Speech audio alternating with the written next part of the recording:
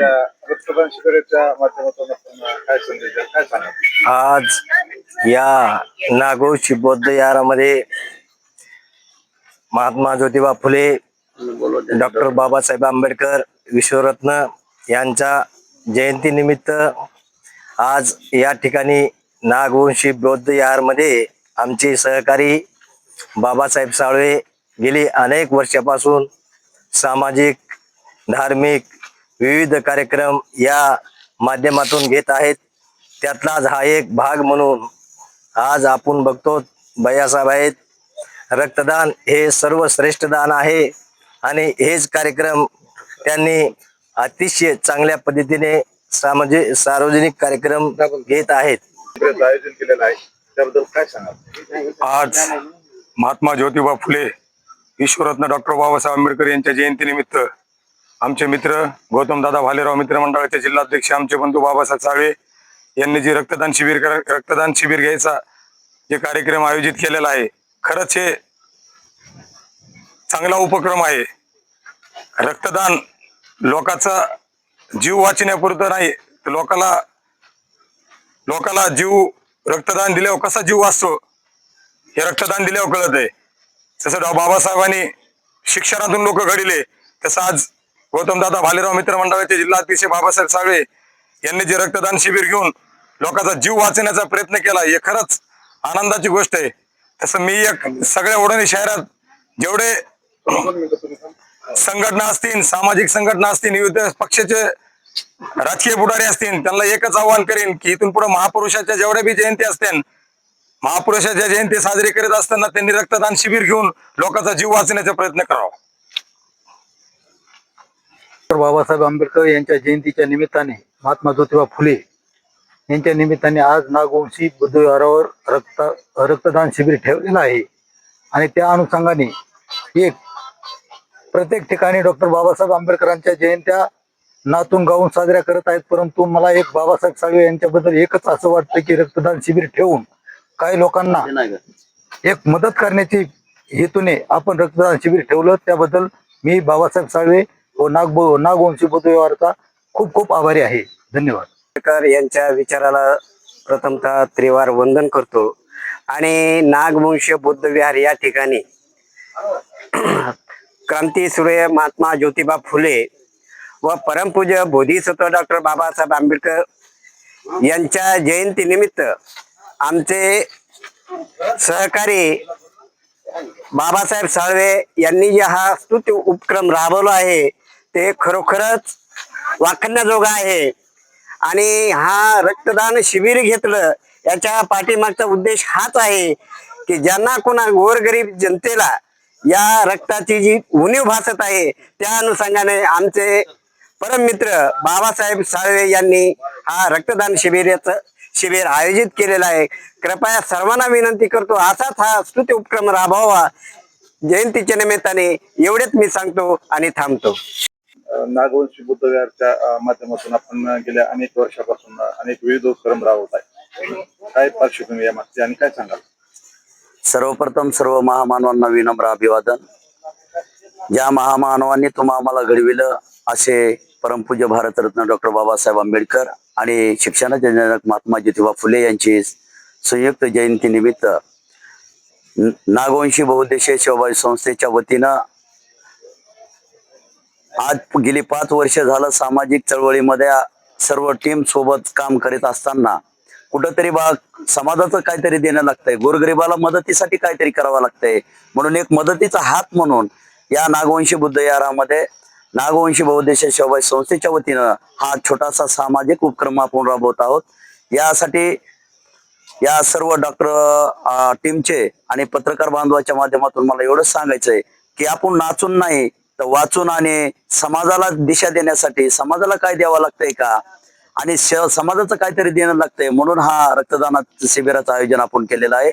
त्यामुळं वडवणी तालुक्यातील सर्व भीमसैनिक उपस्थित सर्व बांधव या रक्तदानामध्ये सहभागी होतील अशी अपेक्षा आहे आणि निश्चितच येणाऱ्या काळामध्ये असं या जयंतीच्या माध्यमातून रक्तदान चांगल्या प्रकारे होईल ही अपेक्षा करतो आणि थांबतो. जय भीम प्रबोधवार.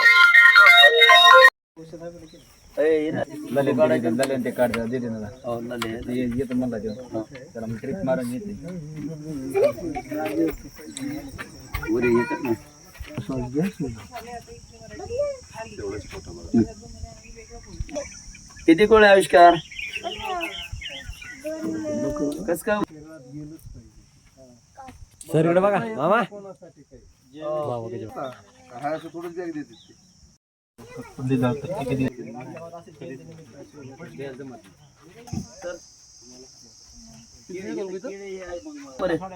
या बरं लवकर या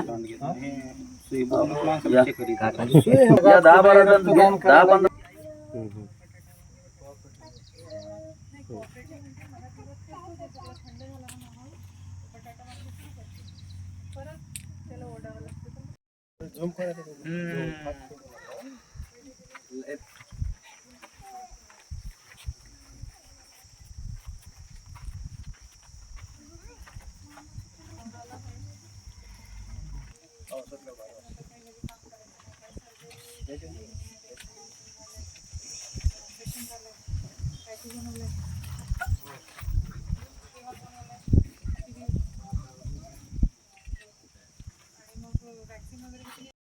डॉक्टर बाबासाहेब आंबेडकर यांच्या जयंतीनिमित्त आज आपण जे काही नागवंशी बहुउद्देशीय सेवा संस्थेला 5,000 रुपये दिलेले आहेत तर याच्याबद्दल काय सांगाल? सर्वात प्रथम मी आपल्या बहुजन जे मूल निवासी लोक आहेत या लोकांनी मोठं योगदान दिलेलं आहे. त्याच्यामध्ये सुरुवातीपासून चारवाक बौद्ध त्यानंतर जैन मोहम्मद पैगंबर असतील, त्यानंतर गुरु नानक असतील, कबीर साहेब असतील, त्याचबरोबर महात्मा फुले, छत्रपती शिवाजी महाराज, डॉक्टर बाबासाहेब आंबेडकर या महामानवांनी आपल्याला घडवलेलं आहे आणि आपलं हे काहीतरी समाजाचं देणं लागतं. त्यांनी आपल्याला इथपर्यंत आणलेलं आहे. आता आपलं काम आहे की पुढे घेऊन जायचं आहे. कुठलीही संस्था असली की ते संस्थेचं काम असतं, आपण पाहू शकतो, खर्च येतो आणि यांची जी साळवे सरांनी बहुउद्देशीय जे नागवंशीय संस्था आहे यांचं कार्य वर्षानुवर्ष वाढत आहे आणि आपलं एक शोणशौर्य उद्योग समूहातर्फे दरवर्षी आम्ही बौद्ध दान या ठिकाणी आम्ही देत असतो. यावर्षी 5,000 रुपयाचा निधी दिलेला आहे. हा काय मोठा नाही, परंतु या माध्यमातून आम्ही एकच आवाहन करतो की यांनी जे आज रक्तदान शिबिर आयोजित केलेलं आहे की लवकरात लवकर आपल्या परिसरामध्ये बौद्ध विहार व्हावं हा माझी इच्छा आहे. कारण आपल्या भारताची ओळखच पूर्ण जगामध्ये बुद्धाने आहे. जगामध्ये कोणी व्यक्ती गेल्यानंतर तर काय सांगतात की I am back in India in बौद्ध, म्हणजे भारतातून मी बुद्धाच्या देशातून आलेलो असं सांगतात आणि त्यामुळं या बुद्धांचा आपल्याला बौद्ध विहार व्हावा अशी माझी संकल्पना आहे. नक्कीच पुढच्या काळामध्ये आपण दरवर्षी इथे दरवर्षीच आहे, याच्या व्यतिरिक्त आणखी जर काय आपल्याला धम्मदान द्यायचं असेल तर आम्ही त्या ठिकाणी तत्पर आहोत आणि या ठिकाणी रक्तदान शिबिर आयोजित केलेलं आहे. परिसरामध्ये आपण देहदान सुद्धा केलं पाहिजे आणि या देहदानामधून ज्या गरजवंत लोक आहेत त्यांच्यापर्यंत आपण आपल्या शरीरातील अवयव गेले पाहिजे, ज्यामुळं की आपलं जीवन हे निसर्गावर अवलंबून आहे आणि हे आपल्या शरीर आपण मृत्यूच्या पश्चात कुठल्याही विधी करायची गरज नाही. कारण निसर्गाने आपला जन्म देता वेळेस कुठले विधी केलेत का? नाही केले. मग आपल्या मृत्यूनंतर काय विधी करायचे? का तुम्ही स्वर्गात जाणार, का तुम्ही जन्नात जाणार, का कुठं जाणार? आपलं जीवन हे निसर्गात अवलंबून आहे आणि आपण निसर्गातच जाणार आहोत. त्यामुळे शरीरदान हे सर्वश्रेष्ठ दान आहे. पैसा दान आहे, रक्तदान आहे, अन्नदान आहे. तसं सुद्धा शरीर सुद्धा आपण दान केलं पाहिजे. परिसरातील लोकांनी जनजागृती या ठिकाणी केली पाहिजे. धन्यवाद. शरीर दान हे जी तुम्ही संकल्पना राबवायची ठरवलेली आहे त्या संदर्भात कशा पद्धतीने जनजागृती करणार आहात आणि काय नियोजन आहे? यासाठी आपल्या बीड जिल्ह्यामध्ये एक मेडिकल ऑफिस आहे, सॉरी मेडिकल कॉलेज आहे अंबाजोगाईला. त्या ठिकाणी जाऊन अगोदर नोंदणी करावी लागते. परंतु आपण ती जी नोंदणी करणारे अधिकारी आहेत, जर आपण जनजागृती केली आणि अशा ठिकाणी जर आपण परिसरातील लोकांना सांगितलं की या ठिकाणी अंबाजोगाईला द्यायची गरज नाही, एक फॉर्मॅलिटी असते, बॉन्ड लिहून द्यावा लागतो. आपल्या घरातील पत्नी असेल, समजा मी असेल तर माझी पत्नीची गरज आहे, आई असेल तर तिला त्यांच्या पत्नीची गरज आहे. तर अशा प्रकारे आपण आपल्या मुलांचं, तर ह्या सर्वांची सही असते त्याच्यावरती आणि त्याच्यामुळं आपल्या मृत्यू प्रच्छापाच्यामध्ये त्या ठिकाणी लगेचच त्यांना कॉन्टॅक्ट करावं लागतं आणि त्याच्यामधून ते येतात आणि आपलं शरीर ते त्या ठिकाणी घेऊन जातात. काही जे LIC ते जे असतात ते त्यांचे जे सर्टिफिकेट असतात त्याच्यावर भेटतात, परंतु शरीर त्या ठिकाणी आणायची गरज नाही. मेडिकल ऑफिसरला त्या ठिकाणी जी मुलं असतात शिकणारे, त्यांच्या आपल्या शरीराचा ते अभ्यास करतात. एक ज्याला त्याच वेळेला गरज आहे, आपल्या शरीरामध्ये 20 प्रकारचे अवयव आहेत जे की दुसऱ्यांना आपल्याला घेता येतात. ते लगेच ज्याला गरज आहे तात्काळ, जर गुणाची गरज नसेल तर शरीर आपलं असंच त्या ठिकाणी लोकांना, त्या मुलांना अभ्यासासाठी ठेवलं जातं. तर अशा प्रकारचं आहे आणि मृत्यू पश्चात कुठलाही विधी करायची गरज नाही, कारण माणसाचे कर्मच हे चांगलं चालत राहतं. विधी केल्याने किती पाप करून, विधी करून मी पुण्य कमवणार आहे आणि मी स्वर्गात जाणार आहे, ही संकल्पनेला फाटा द्यासाठी त्या महापुरुषांनी जे केलं आहे तेच करण्याचं काम आपण या ठिकाणी आता करत आहोत. चळवळीला पुढे घेऊन जाण्यासाठी भविष्यात आणखी म्हणजे काळ येणार आहे, त्या संदर्भात तरुणांना काय आव्हान करा? तरुणांनी सर्वात जास्त व्यसनाधीनतेचं प्रमाण कमी केलं पाहिजे. तंबाखू असेल, सिगारेट असेल आणि त्याचबरोबर दारू असेल आणि व्यभिचार असेल, तर यातून विद्यार्थ्यांनी, तरुणांनी सगळ्यात जास्त महापुरुषांना वाचणं आवश्यक आहे. आणि फक्त वाचायचंच नाही तर त्यांनी सांगितलेलं अनुकरण करणं आवश्यक आहे. तुम्ही इकडे वाचता, मोठमोठे महापुरुषांना डोक्यावर घेऊन नाचायचं नाही, आपल्याला महापुरुषांचं अनुकरण करायचं आहे आणि आपल्याला सत्मार्गाने चालायचं आहे, जो सत्याचा मार्ग आहे त्या महापुरुषाने सांगितलेला. तर त्या मार्गाने चालायचं आहे. चळवळीतील जे कार्यकर्ते आहेत थोडे जरा दिशाहीन होत आहेत, कारण ते काळाचा परिणाम त्यांच्यावरती होत असतो. तर त्यांनी तिकडे न जाता जे सत्य आहे ते घेतलं पाहिजे आणि त्या मार्गातून चाललं पाहिजे. चळवळीचे कार्यकर्ते आतापर्यंत या महापुरुषांनी चालू केलेलं काम चळवळत पुढे घेऊन जातात. महाराष्ट्रामध्ये अशा 20 ते 30 चळवळी आहेत, तर त्या सर्व चळवळींनी एकत्रित यावं आणि एकत्रित आल्यानंतर महापुरुषांचा जो प्रबुद्ध भारत आहे, सम्राट अशोकांचा जो भारत आहे, तो आपण पाहूया. त्या ठिकाणी तो कशा पद्धतीने पूर्ण करता येईल आणि त्यानंतर मग आपल्या भारताचे संविधान आहे, त्या संविधानानुसार देश चालवता येईल. आणि तरुणांनी जास्तीत जास्त सगळ्या उद्योगामध्ये, त्याचबरोबर राजकारण सुद्धा गेलं पाहिजे आणि त्या माध्यमातून प्रत्येक फील्डवर गेल्यानंतर आपल्या बहुजनांची मुलं पाहून त्यांना त्या ठिकाणी संधी उपलब्ध करून दिली पाहिजे. धन्यवाद.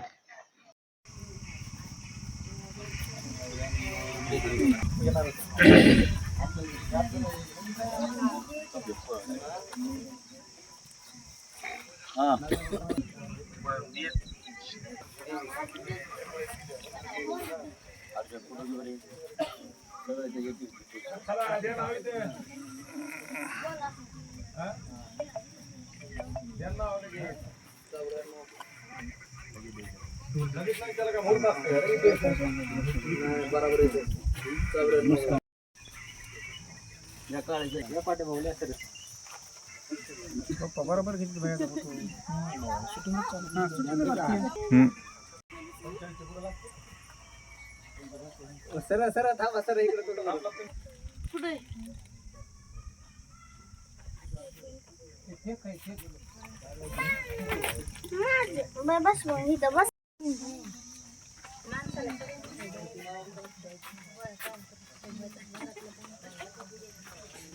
ओके. एखाद्याच घ्या, सावकाराचा घ्या, दाब जरा.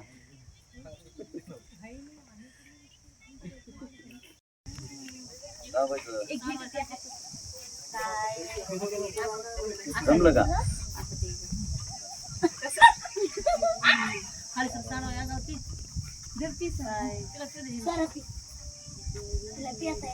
ओके आणि चल दाबायचं.